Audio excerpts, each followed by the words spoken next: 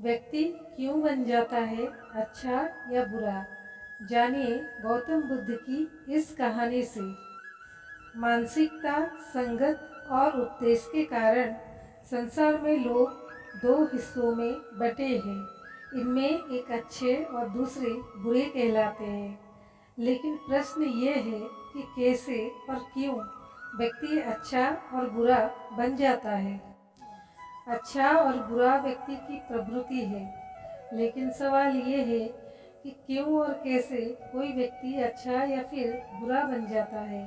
वहीं इससे भी जरूरी चीज़ ये है कि अच्छा इंसान कैसे बने। आज संसार में चारों ओर बुराई ही बुराई है। दंगे फसाद, लड़ाई झगड़े, हत्या और आपराधिक कामों से जुड़ी खबरों की कोई कमी नहीं है। इसका कारण है इंसान का बुरा बनना। जब इंसान की प्रवृत्ति बुरी हो जाती है तो संसार भी बुराइयों से भर जाता है। गौतम बुद्ध की इस कहानी से जानेंगे क्यों कोई व्यक्ति बुरा बन जाता है और बुरे काम करने लगता है। साथ ही इस कहानी में जानेंगे कैसे बने अच्छा इंसान। एक गांव में एक शातिर चोर रहता था।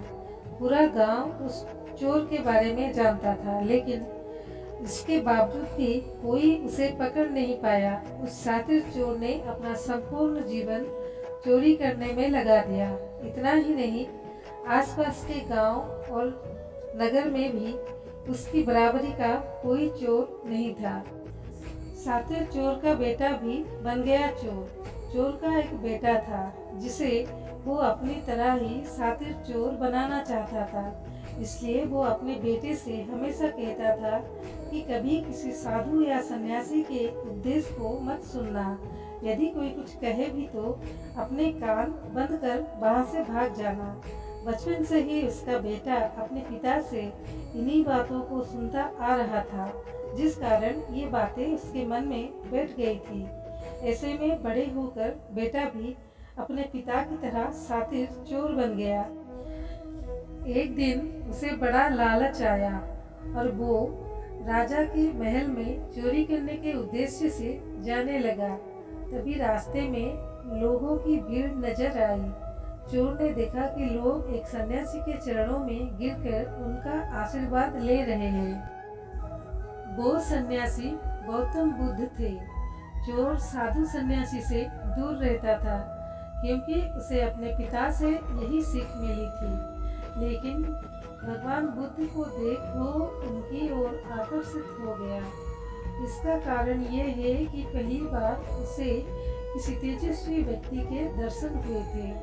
अचानक उसे पिता की बात याद आ जाती है कि साधु सन्यासियों से दूर रहना चाहिए। चोर असमंजस में रहता है कि वो सन्यासी के पास जाए या चोरी करने के लिए आगे बढ़ जाए। एक बार उसके मन में ये प्रश्न आता है कि आखिर पिताजी क्यों साधु संतों से दूर रहने की कहते हैं। इसका उत्तर जानने के लिए चोर भी लोगों के बीच बैठ जाता है और भगवान बुद्ध के उपदेश सुनने लगता है।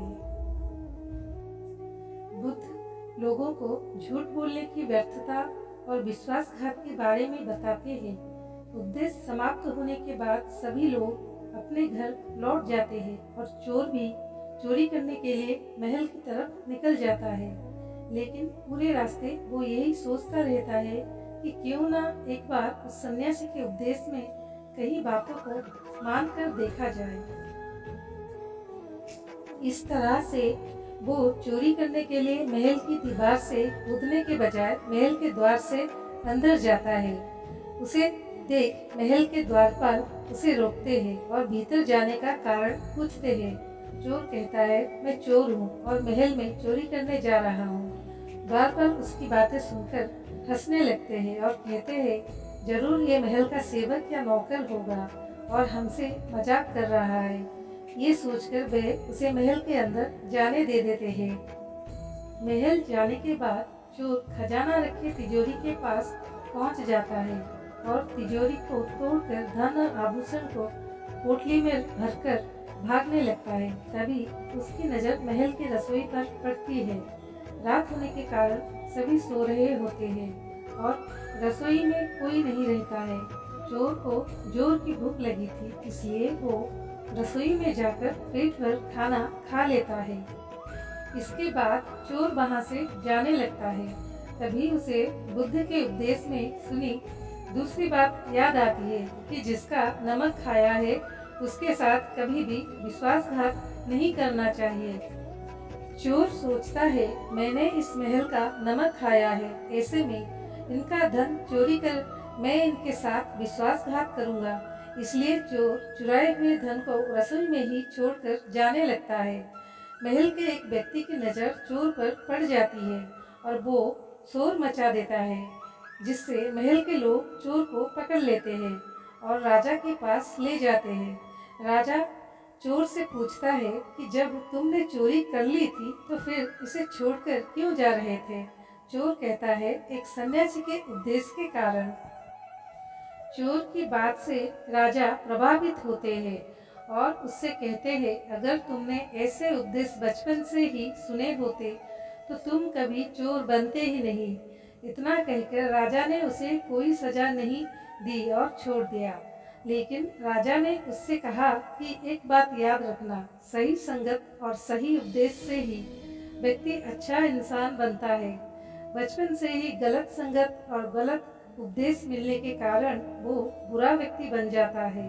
संगत और उपदेश व्यक्ति का जीवन बदल देते हैं।